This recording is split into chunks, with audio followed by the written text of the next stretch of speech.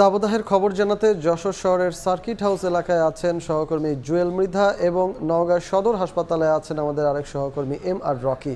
প্রথমেই চলে যাচ্ছি যশোরে জুয়েলের কাছে।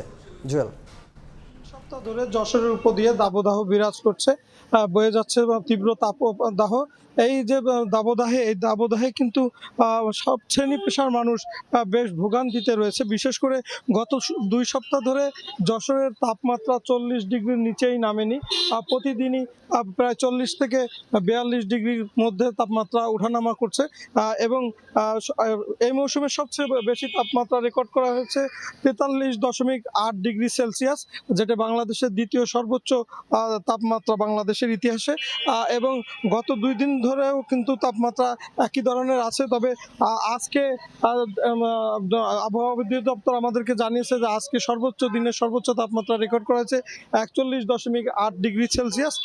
তবে আজকে তাপমাত্রা বেশি হলো বাতাস থাকায় কিন্তু গরমটা একটু অনুভূত হয়েছে কম।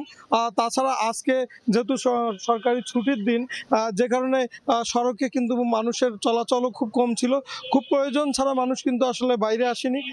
এবং এই যারা কর্মজীবী শ্রমজীবী মানুষ যারা কাজের সন্ধানে বাইরে বেরিয়েছেন তাদেরকে কিছুটা ভোগান্তির শিকার হতে হয়েছে। বিশেষ করে রিক্সা চালক, নির্মাণ শ্রমিক যারা আছে তাদের সাথে আমরা কথা বলেছি। তারা বলেছেন যে গত যে কয়েকদিনের যে কষ্টটা ছিল তার থেকে আজকে কিছুটা কষ্ট কম হয়েছে। তারপরেও তাদেরকে একটা ঘাম ঝরা দিন পার করতে হয়েছে। একটা অস্বস্তি ছিল, বিভিন্ন সময় ছায়া জায়গায় বিশ্রাম নিতে হয়েছে, পানি পান করতে হয়েছে, হাত মুখে পানি দিয়ে স্বস্তি খোঁজার চেষ্টা করতে হয়েছে। এবং এই যে দীর্ঘ দাবদাহ, এই দাবদাহের কারণে কিন্তু মানুষ অধীর অপেক্ষায় আছে একটু স্বস্তির বৃষ্টির জন্য। যে কোনো আজকে কিন্তু যে জুম্মার নামাজ ছিল, জুম্মার নামাজে কিন্তু বিশেষ করে এই বিশেষ দোয়া অনুষ্ঠিত হয়েছে বৃষ্টির জন্য। এবং এই যে দাবদাহে কিন্তু প্রচুর মানুষ অসুস্থ হচ্ছে, বিশেষ করে বৃদ্ধ এবং শিশুরা। আমরা এই অসুস্থতার খবর জানতে চলে যাব নওগাঁর সদর হাসপাতালে। সেখানে আছেন আমাদের সহকর্মী আর রকি। চলে যাচ্ছি তার কাছে।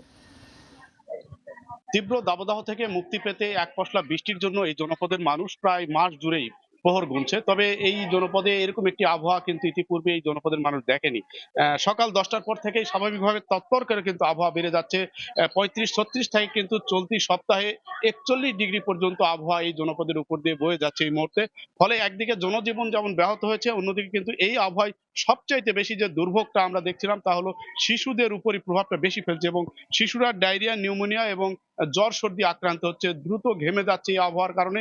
ফলে একদিকে যেমন জ্বর সর্দির প্রকোপটা বাড়তি, অন্যদিকে ডায়রিয়ার রোগের প্রকোপটাও কিন্তু অতিমাত্রায় দেখা যাচ্ছে। এবং শিশুদের এই অবস্থা থেকে কিন্তু আসলে পরিত্রাণের জন্য চিকিৎসকরা যে পরামর্শগুলো দিচ্ছেন যে এই তীব্র দাবদাহ থেকে বাড়তি সুরক্ষা এবং খাবারের দিক থেকে কিছু সতর্কতার কথা বলা হয়েছে। তো গত এক সপ্তাহে যে হাসপাতালগুলোতে আমরা স্বাভাবিকভাবে চিত্র দেখছিলাম, প্রতিদিনই কিন্তু বাড়তি রোগীর একটা ঢল। এবং এই হাসপাতালে, নওগাঁ সদর হাসপাতালেটি, এখানে স্বাভাবিকভাবে 17টি বেড রয়েছে, কিন্তু তার বিপরীতে কিন্তু এই মুহূর্তে 80 জন শিশু ভর্তি রয়েছে। অর্থাৎ বাড়তি রোগীরা কিন্তু এই মুহূর্তে এই মেঝেতে তাদের চিকিৎসা নিতে হচ্ছে, নোংরা পরিবেশে, অস্বাস্থ্যকর পরিবেশ।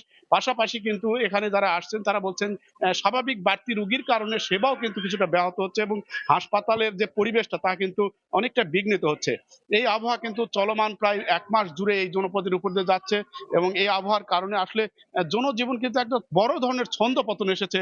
এবং আবহাওয়ার দিক থেকে যদিও বলা হচ্ছে বৃষ্টির কিছু পূর্বাভাস, কিন্তু গত 1 মাস কিন্তু কোনো বৃষ্টির না থাকার কারণে এই ধরনের একটি বৈরী আবহাওয়া এই জনপদের মানুষকে অনেকটা কিন্তু নাজেহাল করে তুলেছে। অনেকটা এই আবহাওয়ার কারণে একেবারে কিন্তু অস্বস্তি প্রকাশ লক্ষ্য করছিলাম।